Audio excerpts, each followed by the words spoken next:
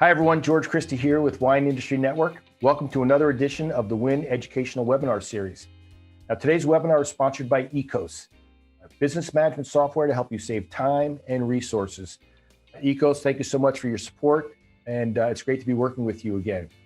Now, it's no secret that the wine industry has not adopted technology at a pace that we've seen in nearly every other industry, but certainly the need to find more efficiencies, and obviously the impact of the pandemic has caused the industry and driven the industry to embrace technology at a pace that we've never seen before.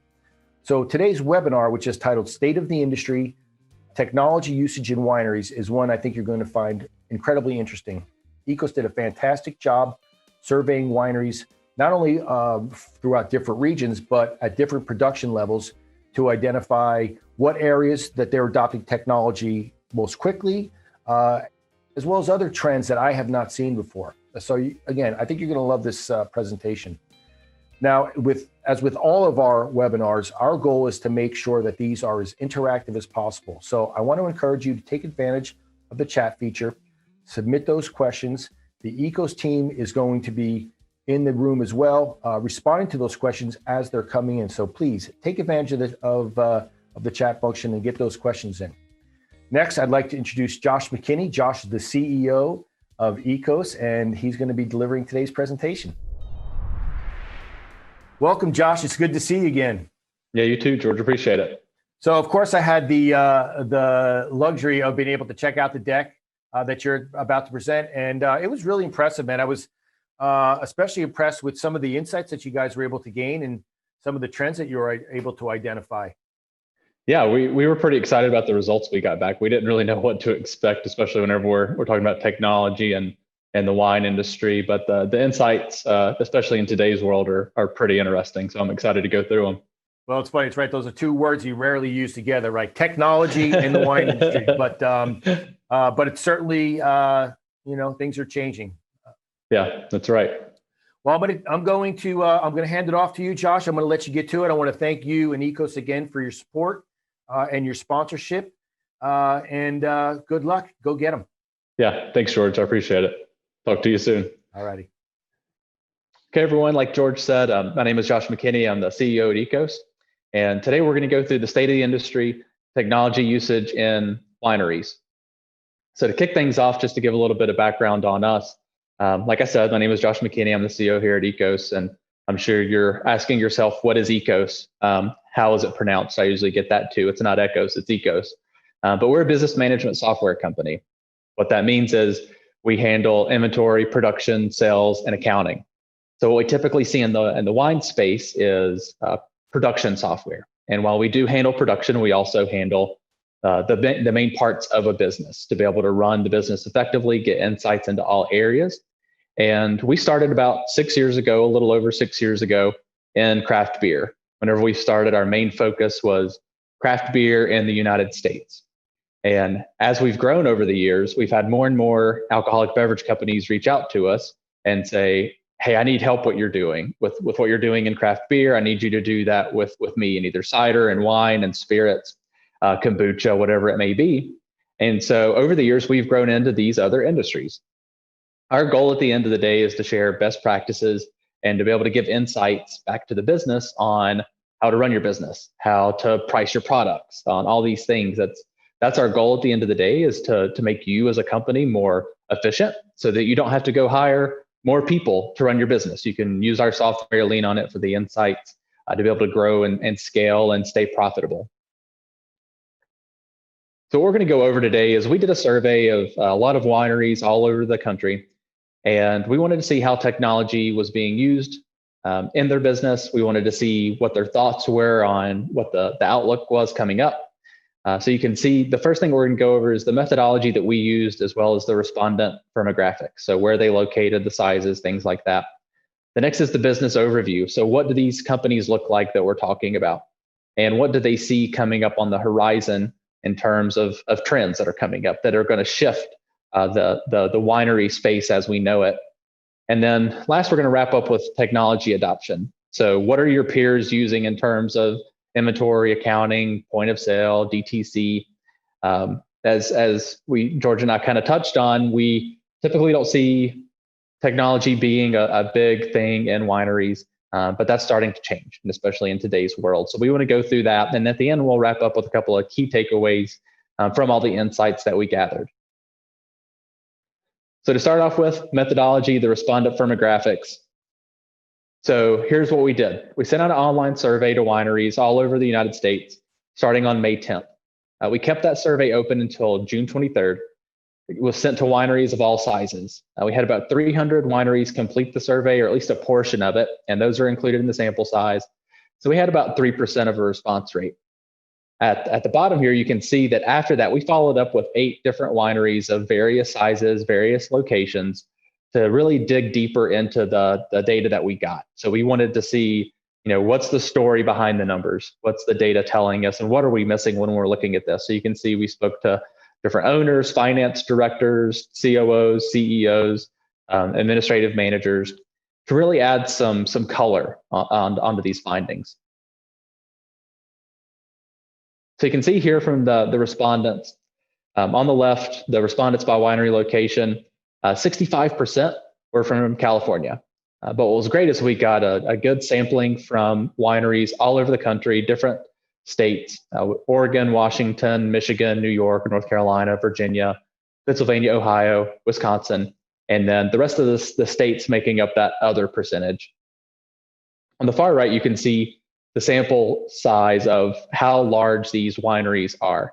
30% of our respondents fell into that 5,000 cases to right under 15,000 case size for output for the year.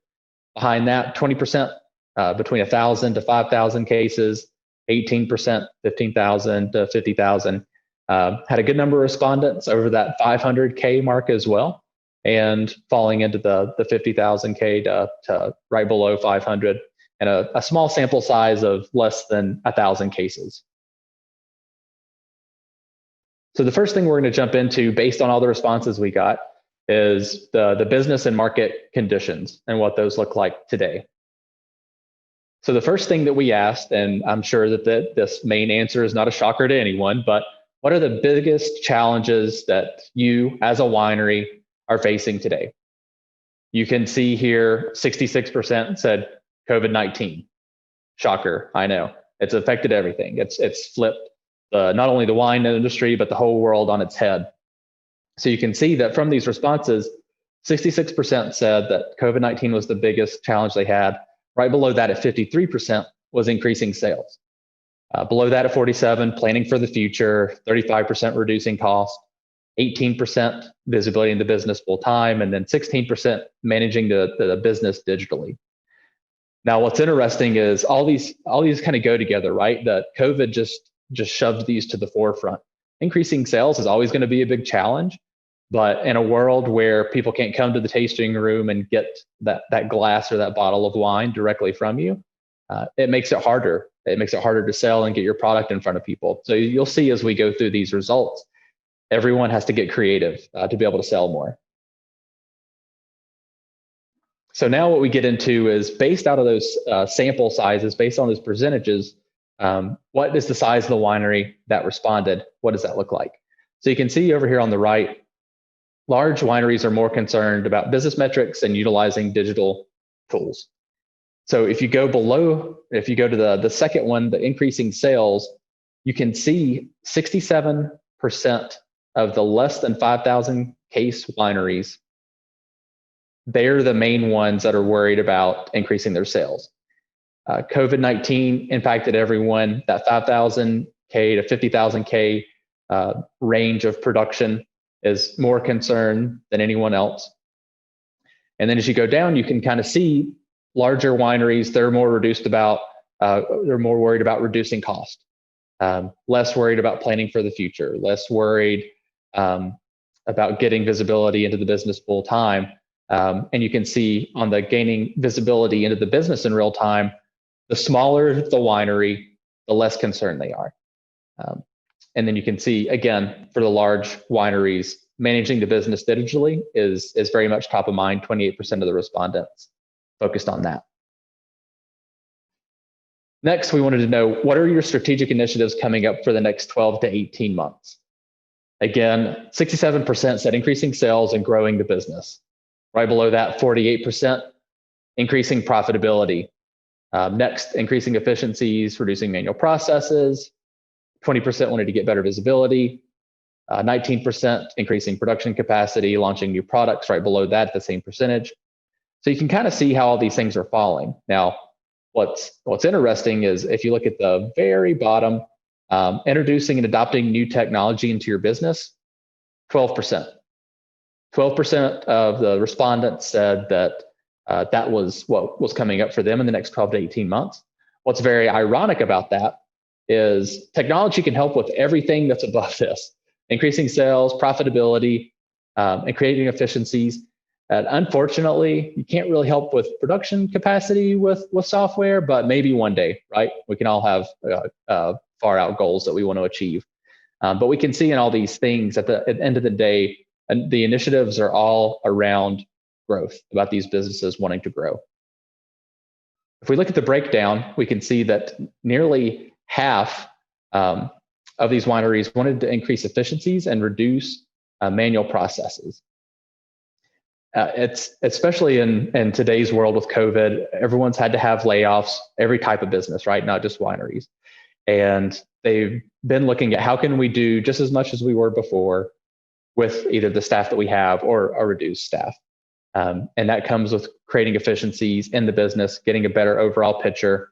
But what's interesting, especially for these larger wineries, you can see on the third metric here, 48%. They want that reduction in manual processes. They want those efficiencies to be gained.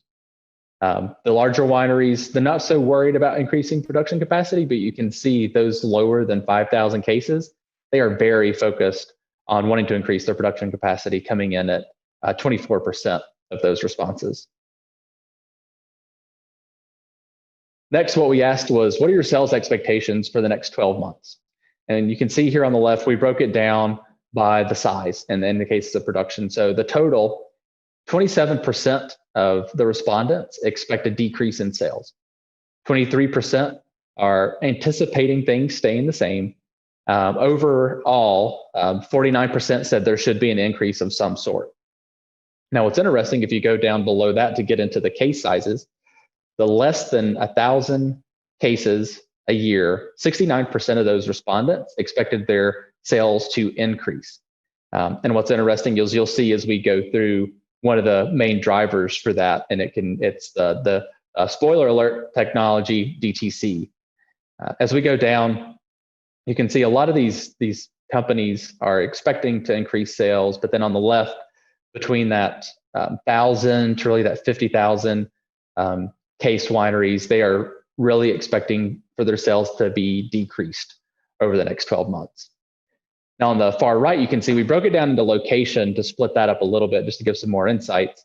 And what we see here is 49% of the sample size by location for the total, like we said over on the left, expected the sales to increase. When you break it down outside of California, wineries outside of California, 59% said they're expecting sales to increase over the next 12 months. California, 44%. Now, what we think from looking at the data, one of the big reasons for this is a lot of California wineries are very dependent on that travel aspect, right? Especially when you're looking in the valleys, you're looking at more people coming to the tasting rooms. Outside of California, everyone has to be more dependent on those DTC, the wine clubs, things like that. So that's one of the reasons that we think we see this breakdown and why that's a little different. So next, we're going to look at the industry trends. So what are the things on the horizon that wineries that you and your peers are thinking are really going to change the industry moving forward? And believe it or not, everything is not related to COVID. So on this first slide for industry trends, what we can see is what we asked is, how do you think the wine industry will change in the next 5 years and what trends are going to drive that change? So out of the respondents here, 31% said digital and DTC are going to be huge drivers in the industry. Below that, 17% said consumer taste. And below that is 15% said consolidation. Now we have those as our three major waves that we see making changes in the wine industry over the next 5 years. And what's interesting here too, at least I found interesting, was whenever we're talking about consolidation here, we're not necessarily, the respondents weren't necessarily talking about wineries buying other wineries, large wineries buying smaller wineries. A lot of that consolidation that was referenced was really wineries shutting down all over the country, more and more expecting some not to be able to make it, especially those below the 1,000 case mark. But below that, you can see other changes for product changes. Millennials are going to be a big driver in the industry. An oversupply of grapes, which is talked about a lot. And then the other category, just a whole bunch of stuff in there. So here's some direct quotes from some of the respondents for the trends in the next 5 years. So on the left, you can see we're going to start with the digital and DTC. So a lot of wineries expecting the direct-to-consumer, the virtual tastings, and the customized wine club memberships to really be a bigger trend moving forward. And as you can see from that second quote, more experiences and sales online. This respondent made the comment that things were already moving this way, but COVID just accelerated it. So in order to reach more people, you got to be more creative with your selling tactics, with your tastings. And this respondent thought that, yeah, that's going to be bigger in the next 5 years. The next one, more direct sales through e-commerce and social media platforms, virtual at-home tastings, things like that. I'm sure a lot of you know about Empathy Wines being bought by Constellation Brands, Gary V's brand, and there's no physical location there, right? All those sales are being drove online, social media. A lot of consumers, a lot of especially younger consumers, they're expecting that. So you can see in this middle category, this consumers trends, there's going to be increased demand for unique wines, experiences, smaller local groups, increased virtual experience. This middle one is something that came up pretty consistently in terms of more consumer demand for lower price point wines that have a story, but they don't necessarily have to be somewhere that you can go visit and be a part of. Less high-end wines, less luxury brands. They're going to want a high-touch experience. And then the bottom comment here, becoming more accessible to a larger audience base and quote unquote, bucking the traditional norms. On the right, kind of like I talked about with the consolidation piece, each one of these questions, each one of these answers, it's a lot of closures. So the first comment, there's going to be a shakeout of small production wineries, less than 5,000 cases, unable to recover. This next one, 20-30% of Virginia wineries will cease operations. In the next 2 years, they think that tastings will not occur and wineries will be more like restaurants. And then on the bottom right, mega winery domination. They think it's going to accelerate and force smaller winery operators out due to lack of access to fair markets. And frankly, this is something that we've seen in the beer industry too. We all know Budweiser, Miller. Once those brands get that shelf space, they tend to hold on to it, and it makes less room for craft brands, which is what this respondent was referencing. So the next trends on the far left, the product mix. So smaller formats, cans, small bottles, organic, sustainable products. That's also mentioned again as we go through here. So this next comment, wines are going to be packaged differently, move away from glass, move into cans, different ways to get access to the same product. And then less by the bottle service, and natural wines comes up a good amount. In the middle, it's all about younger consumers, right? If they're splitting their taste in between beer, cider, wine, spirits, you as a winery, you want them coming to wine. So how can you capture that younger demographic? As the baby boomers, like this one respondent said, the baby boomers' drinking habits will start to fall off, and they're going to be replaced with Gen Z, millennials, and Gen X. So how are your other peers going to be able to get those consumers' dollars at the end of the day? And on the right, oversupply. California, they're growing almost too many grapes, producing too much wine in certain cases, with an access to get it. And this specific winery is in Ohio, and they specifically reference the shipping cost. If an East Coast winery wants to buy some of those extra grapes, if they want to buy some juice and get it shipped, that's expensive. So what they are seeing and what they believe they're seeing is more Ekos wineries planting their own vineyards to grow in their own estate grapes. So next, what we're going to get into is technology adoption. So here, what we asked is the main question was, what is a tech that you cannot live without at work? Now, we did a word cloud of the main words that were said, and you can see here, there's nothing that's really specific. Internet, software, computer, Excel. So while yes, this is technology, there's not really specifics to it. It's a very fragmented space in terms of what tech looks like. And you can see here, close to the middle, right above software, of course, Zoom is big right now because of COVID. But other than that, internet, phone, software, Microsoft, this is the tech that was responded with. So we thought this quote was interesting. This is from a director of marketing at a winery in Oregon, producing around 15,000 cases. And they said, technology will become more important than ever across all aspects of the business, and digital sales and marketing will be more widespread than it already is. So what we did on this next slide is we asked each of these wineries to give them a self-grade, do a little bit of self-reflection. How do you think about the tech adoption at your winery? Rating an A is full technology adoption, as you can see on the left. At the very bottom, F was no technology adoption. So with this, the overall average was a B minus. Wineries rated themselves between a B and a C. You can see 41% rated themselves a B for technology adoption. 34% is a C, 14% with an A, 8% with a D, and 3% with a big old F. Now what we did on this next slide is we broke it up between the size of the winery. So what does that tech adoption look like on these different sizes? Now, what we found interesting was this less than 1,000 case winery rated themselves a C on average for tech adoption. As it went up, you can see that it gets a little bit better. And when I say a little bit, I mean a little bit. From 1,000 to 5,000 cases, the average was a C plus. And then for the rest, from 5,000 cases all the way up to 50,000 plus, B minus as far as tech adoption goes.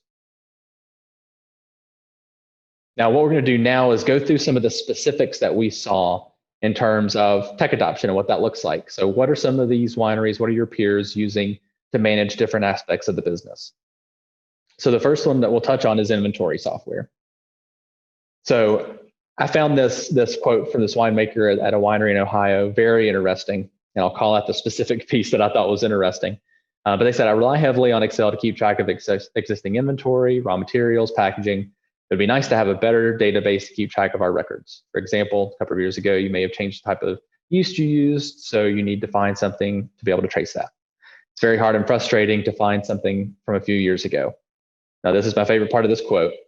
Sometimes you get screwed because you don't have any records.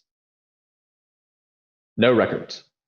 I'm trying to capture everything in electronic form so you can find it, trace it back, plus the government requires you to do it as well.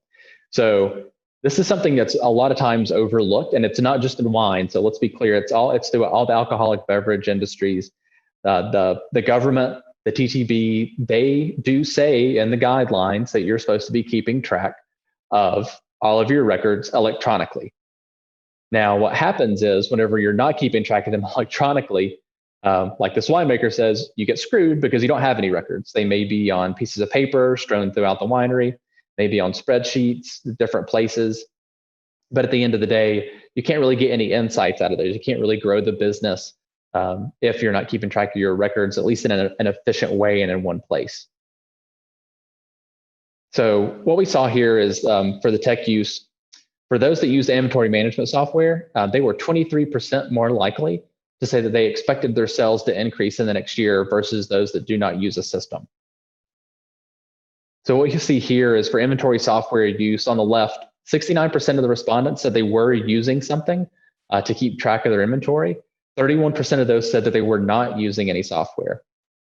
Now on the right, you can see we kind of pulled that out to get deeper into that. So what we saw was for those that are doing manual tracking for inventory and production, they're 87% are using Excel and Google Sheets. Below that, 40% coming in strong with notebooks, whiteboards, and paper. And then below that, email.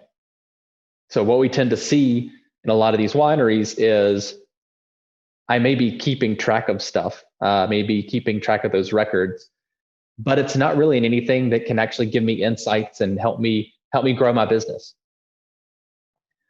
So what we asked next is, what do wineries need from inventory software? 68% said easy to use interface. This is ideal, right? You don't want to spend all day getting into a system and having to type everything in and just be data entry, right? You got into wine because you love it. You love the product, the grapes, the land, and everything else. And you didn't get into wine for a love of computers. So easy to use interface that really digs into, let me get in and get out. Let me get in the information I need, get the insights I need, and be able to go on with my day. 66% said real-time inventory and production management was important to them. Below that at 55% was the ability to do TTB and compliance reporting. Now you can see as we go below the rest of these, a cloud-based system is important. This is super important, especially to us. So you can see on the left, we actually have as a call out for the cloud-based piece. And that's because a lot of the systems that we see today, they're old school. They're installed on a computer. You can't really access them from anywhere. Even if you wanted to update it, you got to go back to the office, back to the winery, log on, type some stuff in. Good luck using that on your phone. Good luck using it on your tablet to be able to get insights out. It's important to have a system that is cloud-based that updates in real time so you can know exactly what's in your tanks. You can know exactly how much inventory of additives you have, keeping track of those additives through the process. There's just a lot of different benefits that come from that. And then, of course, you want to make sure that it can sync with your accounting software, get direct access to support. As you're using something, you want to make sure that you know that someone's on the other side that's able to help you out. And then below that, unlimited users, ability to forecast, and 9% said state-of-the-art system that other wineries use as well. So for here on the production piece, our recommendation is work smarter, not harder. So as you're going through the production process, if you're going through harvest, if it's during the year, whatever it may be, make sure you plan your processes in advance or you're able to execute on the go. You want to be able to pull up your phone or your tablet to be able to keep track of your inventory, to know what's where. And it's also important on the production side of things to be able to give insights to the rest of the company. So as you can see here, communicate better with digital work orders and tracking. What we've seen is the whole communication between wineries, between the company, can kind of be disjointed, right? The product turnaround time isn't super quick. So there's not necessarily a burning need to be able to talk for the winemaker to talk to the tasting room manager or operations or whatever every day. But it is important to have those insights. So if the tasting room manager wants to know how many more cases do I have at the winery to be able to pull out and have in the tasting room, it's easier just to be able to pull up a system to be able to do that as opposed to let me send an email or let me pull up an Excel sheet and hope it's actually updated, because Lord knows Chris didn't update it when he was supposed to, but hopefully he did. Next is keeping track of historical processes to maintain a high quality product. Like our winemaker from Ohio said a little while back, it's important to have these records. It's important to have these in place and know exactly where they're located so you can look back at the same grape from last year to the year before that to the year before that in an easy way, instead of having to pull out 20 notebooks and go through those and try to find the page that that information might be on and hope you kept track of it. What's also important is if worst case scenario, you have turnover in the winery and those records aren't kept track of, or even worse, that person had a naming system or a convention or a record keeping convention that made sense to no one else except for them. Good luck even trying to decode that puzzle. It just makes it easier to have everything in one place, have everything be consistent, to be able to get those insights out quickly. And the last one, scale your business, especially with more employees. This is key. Ideally, as you're growing, you're able to hand off different responsibilities to different people so that you can focus on the things that are really driving value to the business, and other people can help keep the business running. And as you can see, so this is The quote below is from one of our customers at Ekos, from Keith Bishop. He's the owner at Bishop's Orchard and Winery. And he said, as soon as you bring in other people and delegate, you need a trackable system for record keeping. Verbal or paper records can lead to discrepancies, inaccuracies, and a lack of communication. Couldn't have said it any better myself. So on this piece, what's the advantage of technology? On the left, if you're using spreadsheets, whiteboards, or notebooks, they're prone to human error. It's hard to keep track of everything or make sure the links are actually pointing in the right places that they're supposed to. Everything can easily get lost and erased, and it's really hard to connect the dots on these things. Again, if someone thinks about data in a certain way or record keeping in a certain way, and that doesn't match up the way it needs to be for the business, it can cause a lot of miscommunication. On the right, what does technology do? It reduces human error, creates open communication, it gives real-time insights, proactive decision-making, creates automation, and that equals efficiencies, and traceability. You want to keep track of your lots of all the additives that you're putting in your wine, so that whenever the FDA or whoever comes by and says, okay, show me your records, are you going to be going through and digging out pieces of paper and spreadsheets and hoping it makes sense to them and they give you an A+ on that? Or are you going to be able to have a system to pull up and say, okay, here's all the records, here's the lot tracking of everything, and here's where it went to and where it came out of. So for this piece, what to look for in a vendor, for me, it doesn't matter what technology you use, but as a business, you got to make sure it fits the needs of your business. You got to make sure it's meeting your objectives. If your objectives are to grow or to scale, what's important? How many employees do you have? What does that look like? The next one, make sure you have access for all the users. The whole point about having software is to have everything in one place to get everyone on the same page. So you're not having to send an email every single day to the owner or whoever else, to the winemaker, to the tasting room of, here's what I did today, here's what I'm gonna do tomorrow, things like that. You got everything in one place that keeps track of all those records, then it's easy. That's time saved on that piece. Next, hands-on customer service, onboarding, and training. If you're getting software, you wanna make sure you're gonna be taken care of through the process. You wanna make sure that that team is on the other side of the computer, whether it's on a Zoom call or it's on a phone call or whatever else, to be able to help you and point you in the right direction and give you the information and the insights that you need for your specific operation. The next one, cloud-based and accessible. Just make sure you can use it on your phone. Make sure you can pull it up on your tablet. You don't want to be out in the vineyard looking at something and wondering what's back at the winery and either having to walk back to actually look at it or take a guess. You want to be able to pull up your phone in real time and get those information. And then last one, analytics, reporting, and business intelligence. How much does my wine cost to produce? How much do my packaging components take? What's my cost of goods sold, so I can actually see what my profitability is? What are my margins? And how are those margins then driving through to my different sales channels? So that gets us into accounting software. So what we saw here is whenever we ask the question, what do you use for accounting software? On the left, you can see 75% of the respondents are using QuickBooks. This is broken down between QuickBooks Online and Desktop Edition. Below that, you can see 5% are using Sage, 4% using AMS, 16% is other. For anyone that's looked at accounting software knows, there's a lot of different options out there. And that can be options like Xero, Microsoft. There's a bunch out there. But on the right, you can see that breakdown of who's using what on the sizes for QuickBooks. And that's 75%. For those small wineries, for the ones that are less than 5,000 cases, 81% are using QuickBooks. 80% of the 5,000 to 50,000 cases are using QuickBooks, and then 41% of the larger wineries, 50,000 K plus, are using that. And you can see that other category down at the very bottom. The other category is heavily driven by the larger wineries, and that can be because a large ERP or maybe something like that. But what that also says is more than likely that winery has a full-blown IT department, and they're able to support that and to support have a full team to support it, to enter the data and everything else that goes along with that.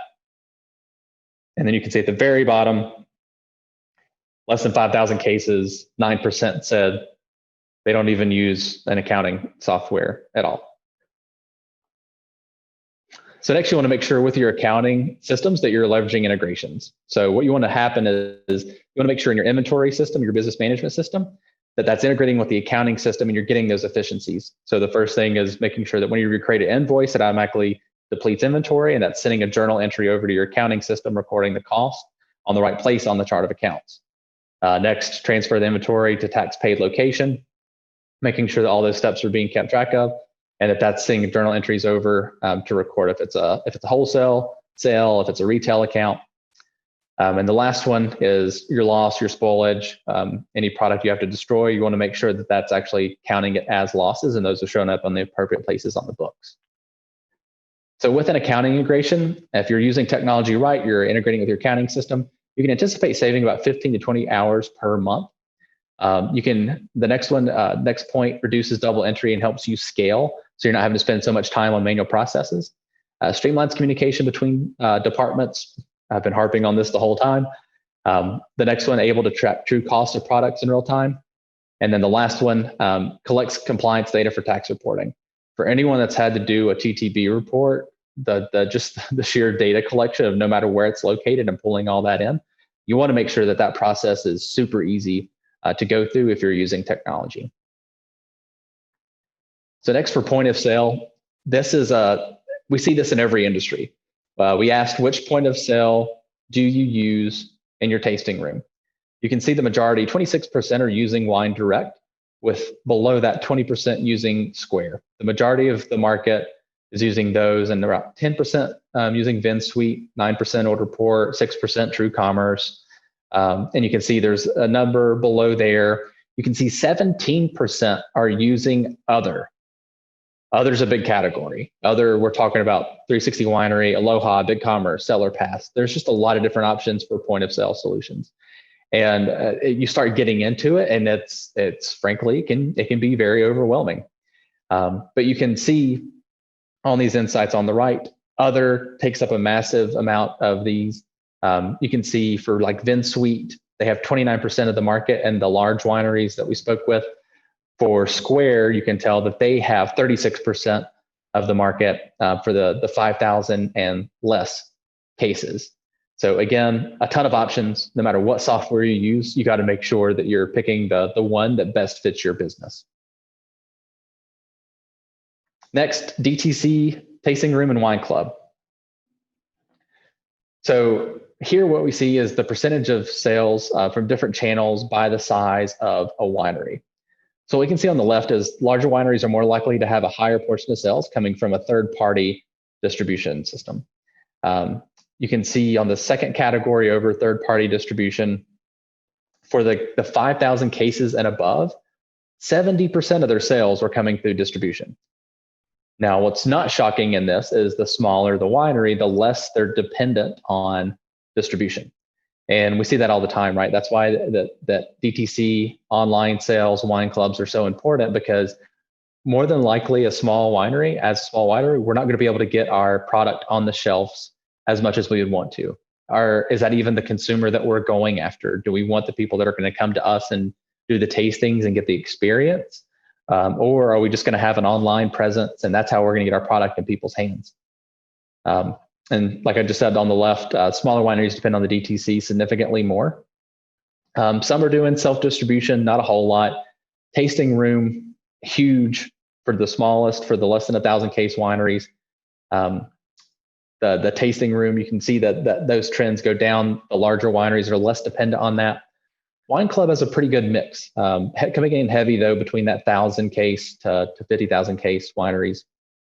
Online sales are big, mailing lists are big, and then the other category, people are finding different ways that they can to get their product into people's hands. So in this comment that we had from an administrative manager at a winery in California producing around 10,000 cases, they said wineries have to be nimble and flexible in this environment. You have to think outside of the box and do more online promotions and use social media more. Your sales are only as good as your data. If you don't have names of people you reach out to, you're pretty much stuck in mud. You're dependent on how good your system is. Now, something that we saw that was interesting on this channel mix. So you can see here, as of March 20th, a lot of these companies, 3% of those were using phone and e-commerce. So this information is coming from an SVB State of the Wine Industry edition, which was also interesting because a lot of the insights that we got from the wineries that replied back to us matched up a lot with the SVB data that they received as well. So as I was saying on the left, 3% on March 20th were using phone and e-commerce. 8 weeks later, let's fast forward to May 8th, 26% of those were using phone and e-commerce, with the breakdown coming 10% using the phones and 16% using e-commerce. 23% were using wine clubs before, and then after that, 35%. Fast forward 8 weeks as we got deeper into COVID. We have, with some of the wineries that we spoke with, one specifically referenced that they did an online promotion for their social media channels to get the wine at a reduced rate, and that increased their sales through the roof.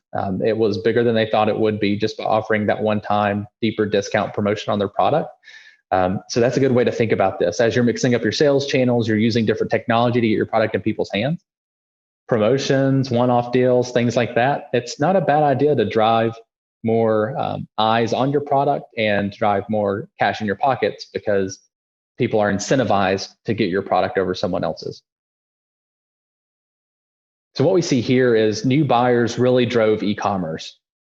So what we have here is some data from Nielsen that was in the SVB report. And the dotted line on the right is whenever COVID hit.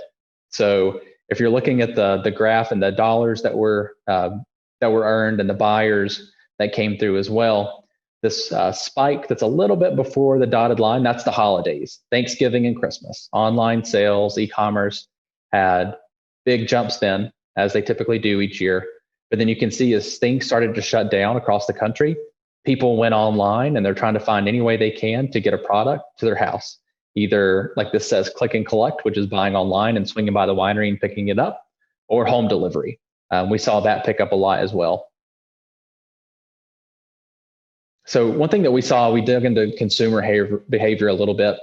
And what we saw is as wine consumers, they shifted to e-commerce to get their wine fixed during the pandemic, because they couldn't get it any other way. So you can see here on the left, the Google trends for people going online and searching buy wine online skyrocketed as soon as COVID hit. Below that, you can see the date kind of shifts a little bit to the right. And as the wine online spiked, after that, wineries open started to trend up, because as states started to reopen, people were like, okay, I got to get out of the house. My kids are driving me crazy. I need to go get some wine. They started looking to see if some of these companies, some of these wineries actually had their doors open. And that's how the consumer behavior shifted at the beginning of COVID, and how it's kind of stayed since then. So with this, I want to jump into some of the key takeaways that we see. So the first thing is new buying behaviors and buyers. It's mixing with old habits, right? People, as COVID has happened, more people have shifted online, and they want to be able to buy the products, an individual bottle or a case, whatever it may be, sign up for a wine club. While that has had a big push in the last couple of months, we truly believe that that's going to be the case for a while, even after COVID hits. Some of these habits that people are building now are going to stick with them. And that kind of goes into the next one. Technology is more important than ever. If you haven't adopted the technology yet, if you haven't started improving efficiencies in your company, regardless if you're doing inventory management or if you're doing DTC or you're trying to get your product online for shipping or for pickups or anything else, you got to find out what fits for you and make sure that you're set up for long-term success. A lot of these buying behaviors, they're going to be here for a long time, and you need to make sure that technology is being an enabler for you. One of the key pieces that I really want to hone in on with this is, if you are moving yourself online in terms of e-commerce, DTC, you're getting the wine club set up, your online stores for individual sales or anything else, you have to use social media to push people to those channels. What tends to happen is we see some companies look at these online channels set up and they just kind of put them there, and they're like, the sales are going to come, they're going to come today, and nothing happens. And the reason is your audience, your consumers, they don't even realize it's an option. So you have to go on social media, you have to push those promotions, push the links to your stores, do promotions for your wine club, whatever else it may be, but drive the traffic back to the tools that you're putting in place so you can drive your sales up, so you can keep those margins up, so you can get that revenue in the door to be able to keep the company open. And lastly, access to data means good business decisions. The more data that you have in a single solitary place that you can actually get insights out of it means that you're going to be able to make decisions about your products, your future product lines, your prices. What are you pricing your product at? Are you even making a profit on it? If you have all these things in one place and they're not in spreadsheets, or you're not using something that's just focused on production and doesn't even have the sales component in it or have that data in it, you're not going to be able to really get the insights that you want and your business needs to be able to grow and scale. So at the end of the day, technology can be a huge driver for the business as long as you're using it in the right way. And you just got to make sure, like you saw through this deck, like a lot of your peers are using technology, making sure you're making the right selections for you and your business so that you can grow the business and you can scale. And then, like a lot of companies going into COVID, they're going to come out of the other side stronger. So what are you doing for your business to be able to set yourself up for success as we start to come out of this, whether it's in the next 2 months or whether it's in the next year? Let's focus on being a stronger winery coming out of COVID than we were going into it. So with that, that's all I have. I hope you enjoyed the presentation. If you want more insights and want deeper insights, our team did a white paper on this stuff. It has a lot more information in it, a lot more key insights, a lot more tips and tricks from some industry experts in it. So you can go to our website, goekos.com, download that white paper and get all the data that you just saw here and get a little more insights out of that. And so with that, I appreciate your time. Thanks. Thank you, Josh. That was great. Just incredible amount of solid information there. I want to thank you again. Thank Ekos for all your support.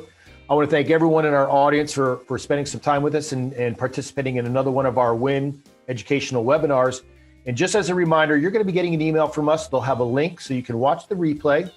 You could certainly share that with any of your colleagues or friends. And in addition to the link to the replay, you're going to get a link to download the white paper that Josh referenced during the presentation. Thanks again. We'll see you soon.